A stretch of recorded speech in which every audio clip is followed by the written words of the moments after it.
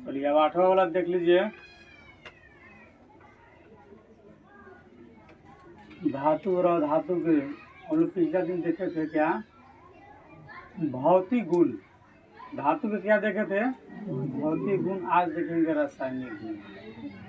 ठीक है, रासायनिक गुण स्वतः अभिक्रिया कर लेता है। भौतिक तो हम लोग कराएंगे तो होगा, और रासायनिक क्या है, स्वतः अभिक्रिया कर लेगा। ठीक है, अब जैसे किरोसिन को हमेशा सोडियम को किरोसिन में हमेशा डुबा करके रखा जाता है। सोडियम को हमेशा किरोसिन में डुबा करके रखा जाता है, नहीं तो क्या कर लेगा, अभिक्रिया कर लेगा।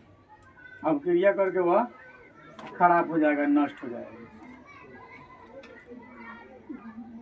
तो कुछ धातुएं अधिक अभिक्रियाशील और कुछ जो है कम होती है। कुछ धातुएं अधिक अभिक्रियाशील होती है, कुछ धातुएं कम अभिक्रियाशील होता है। ठीक ना। अधिक कहने का मतलब है कि ज़्यादा तेजी से अभिक्रिया करता है। ठीक है, और कुछ धातुएं जो है धीरे धीरे अभिक्रिया करता है, यानी कुछ जल्दी अभिक्रिया करके नष्ट हो जाएगा, कुछ धीरे धीरे अभिक्रिया करने में एक नया रूप बनेगा जो अभिक्रिया कहलाता है। तो कुछ धातुएं अधिक अभिक्रियाशील होती है और कुछ धातुएं कम। धातु इलेक्ट्रॉन त्याग करके धनायन बनाता है। उसमें मौजूद जो इलेक्ट्रॉन होता है उसको त्याग करके वह क्या करता है, धनायन बनाता है। ठीक ना। धनायन कहने का मतलब है ये आपका मार्ग धनायन का है। ठीक है, तो धातुएं इलेक्ट्रॉन त्याग करके धनायन बनाते हैं, अतः यह विद्युत धनात्मक होती है। धातु क्या होता है, विद्युत का धनात्मक होता है। ठीक है, अधिक विद्युत धनात्मक अधिक अभिक्रियाशील होती है। जो विद्युत अधिक जो कहता है कि अधिक विद्युत धनात्मक, जो धातु अधिक विद्युत का धनात्मक होगा वह अधिक अभिक्रियाशील होगा, यानी कि वह बहुत तेजी से अभिक्रिया करेगा, बहुत फास्ट में। ठीक ना। जैसे देहात में किसी आदमी को अगर गैस बन जाता है, पेट दर्द करता है, गैस बनने से क्या इनो पी लेता है ना, इनो पीने के बाद क्या होता है, जल्दी रिलैक्स हो जाता है, यानी कि बहुत तेजी से अभिक्रिया करता है। ठीक है, तो अधिक विद्युत धनात्मक अधिक अभिक्रियाशील होती है, और कम विद्युत धनात्मक, जो कम विद्युत धनात्मक होगा वह क्या करता है, कम अभिक्रियाशील होगा। यानी कि कोनो धातु बहुत तेजी से अभिक्रिया करता है, इसका मतलब है कि धातु जो है विद्युत का अधिक अभिक्रियाशील। अगर तेजी से कार्य करता है तो क्या है, विद्युत धनात्मक का अधिक अभिक्रियाशील है, और धीरे धीरे करता है तो विद्युत धनात्मक का कम अभिक्रियाशील। ठीक है, अब धातुओं के समान रासायनिक गुण हम लोग चर्चा करेंगे। धातुओं के समान रासायनिक गुण निम्न प्रकार है। ठीक ना। धातु किन किन परिस्थिति में अभिक्रिया करती है। पहला, वायु या ऑक्सीजन के साथ अभिक्रिया करता है। ठीक है, किसी वायु या ऑक्सीजन के, हम किसी चीज को, किसी वस्तु को खुले वायु में भी अगर छोड़ देंगे ना तो खराब हो जाएगा, धीरे धीरे धीरे धीरे क्या हो जाएगा, खराब हो जाएगा, यानी कि नष्ट हो जाएगा, क्योंकि रासायनिक अभिक्रिया स्वतः होता है। ठीक है, तो पहला वायु या ऑक्सीजन के साथ भी अभिक्रिया करता है, यानी किसी वस्तु को अब यूं ही छोड़ देंगे खुला तो अभिक्रिया करके वह नष्ट हो जाएगा। ठीक है, दूसरा है जल से अभिक्रिया करके, कुछ धातुएं जल के साथ भी अभिक्रिया करती है। तीसरा, अम्ल के साथ भी अभिक्रिया करती है, और चौथा, क्षारकों के साथ भी अभिक्रिया करती है। पहला हम लोग चर्चा कर रहे हैं वायु या ऑक्सीजन के साथ अभिक्रिया किस प्रकार करती है। तो वायु के साथ धातुओं की अभिक्रिया अलग अलग प्रकार से होती है। ठीक है, कुछ धातुएं तेजी से करती है, कुछ धातुएं धीमी गति से करती है। तो वायु के साथ धातुओं की अभिक्रिया अलग अलग होती है। कुछ धातुएं वायु या ऑक्सीजन के साथ साधारण ताप पर अभिक्रिया कर लेती है, और कुछ धातुएं जो है ज्यादा, अधिकतर धातुएं जो है वायु या ऑक्सीजन के साथ सीधे विदाउट ताप के बिना वो अभिक्रिया कर लेगा, डायरेक्टे कर लेगा वो। ठीक है, तो कुछ धातुएं वायु या ऑक्सीजन के साथ साधारण ताप पर अभिक्रिया करके ऑक्साइड बनाती है, और अधिकतम धातुएं जो है आपको ऑक्सीजन के साथ अभिक्रिया करके ऑक्साइड बनाती है, ठीक है ना, वो डायरेक्ट बना लेता है।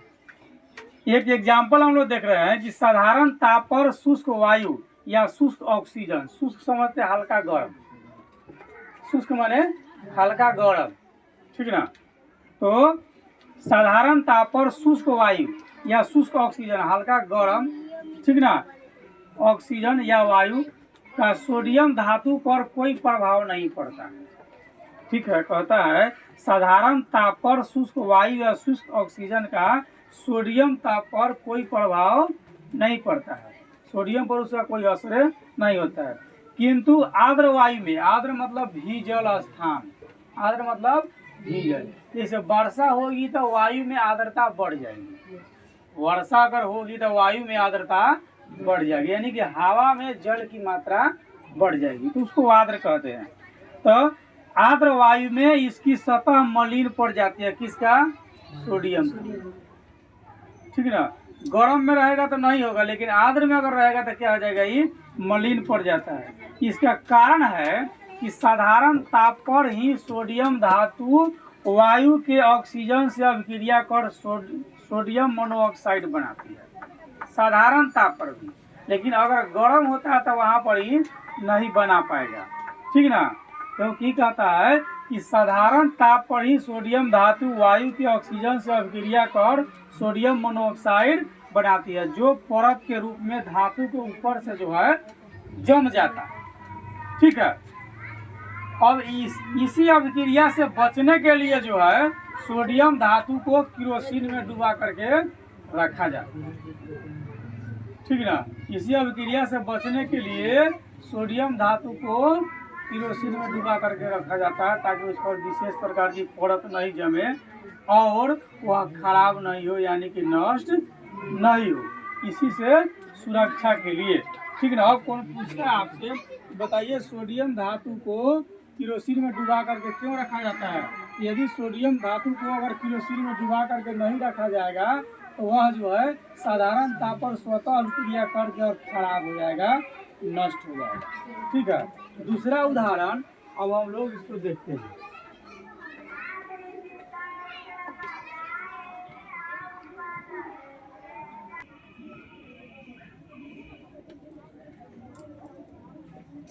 चलिए दूसरा इसका ऑप्शन देख लीजिए, ठीक ना। दूसरा इसका कि मैग्नीशियम धातु को वायु में जलाने पर चकाचौंध करने वाली रोशनी निकलती है, जैसे बिल्डिंग इत्यादि जो मरता है वहाँ देखे खूब रोशनी निकलता है, ठीक है। तो क्या होता है, मैग्नीशियम धातु होता है। तो मैग्नीशियम धातु को वायु में जलाने पर चकाचौंध करने वाली रोशनी निकले, खूब तेज रोशनी, आप उस पर अगर देखेंगे ना तब उस आँख खराब हो सकता है, ठीक ना। तथा मैग्नीशियम वायु के ऑक्सीजन से अभिक्रिया कर जो है मैग्नीशियम ऑक्साइड बनाता है, जब उसको जलाता है तो वो ऑक्सीजन से अभिक्रिया करके क्या बनाता है, मैग्नीशियम ऑक्साइड बनाता है, ठीक है। ये Mg मैग्नीशियम का संकेत है, ठीक ना। ये O2 ऑक्सीजन का है, ठीक है, और MgO हो गया मैग्नीशियम ऑक्साइड। कोई पूछेगा मैग्नीशियम ऑक्साइड का सांकेतिक नाम बताइए तो MgO, मैग्नीशियम का सांकेतिक नाम Mg, ऑक्सीजन का O होता है, ठीक है। E2 ये सब अपना जितना है उसके हिसाब से इलेक्ट्रॉन के हिसाब से लगा हुआ है, ठीक है। दूसरा है, अगला है कि लोहे से बनने वाली जितना सामान है लोहा से बनता है, ठीक ना। बर्तन, कील, पेंच, साइकिल, मोटरसाइकिल, बस, ट्रक, जितना सामान जो लोहा से बनता है, ठीक है, उसको आर्द्र वायु में अगर हम छोड़ देते हैं, आर्द्र मतलब जिस वायु में जल की मात्रा है, ठीक ना, जल की मात्रा है। जैसे धुन होता है ना, धुन कुहरा, उसमें उस समय जो है वायु में आर्द्रता ज़्यादा होती है। आप अगर पैदल चलेंगे तो यूं ही आपका बाल भीग जाएगा, नहीं, यानी कि वायु में आर्द्रता अधिक होती है। तो लोहे से बनने वाली जितने भी सामान है, ठीक है, बर्तन, कील, पेंच, साइकिल और अन्य वाहन, बस, ट्रक, जो भी ले लीजिए, जितना सामान जो लोहा से बनता है उसको यदि हम आर्द्र वायु में छोड़ते हैं तो उसकी सतह पर धीरे धीरे लाल भूरे रंग की एक ढीली परत जम जाएगी, ठीक ना। यह परत लोहे की ही जलयोजित ऑक्साइड होता है, बन जाता है, लेकिन किसका होता है? लोहे का ही जल से संयोग करके जलयोजित ऑक्साइड बनती है, जिसको हम जंग कहते हैं, अपनी भाषा में बीज कहते हैं। बीज लग गया, ठीक है। और खुरचने पर लोहे की चमक पुनः दिखाई देने लगेगी। जैसे खुचेगी तो लोहा की जो परत है वह पुनः दिखाई देने लगेगी। जैसे लोहा और ठीक है, ऑक्सीजन जल मिल करके क्या बना लिया? लोहे का जलयोजित ऑक्साइड बना लिया, ठीक ना। ये लोहा का, ये फिर लोहा का संकेत है। ऑक्सीजन के वो हो गया, जल का H2O हो गया, और लोहे का जलयोजित ऑक्साइड क्या हो गया? 2 ये पूरा का हो गया, ठीक ना। 2Fe2O3 into 3H2O। 3H2O जंग का है। जंग का पूछेगा क्या होता है तो कहिएगा 3H2O जंग का होता है, ठीक ना। जैसे 3H2O क्या हो गया? वो जंग का हो गया, ठीक है। ये से आगे का जो चर्चा होगा फिर हम लोग अगले दिन करेंगे।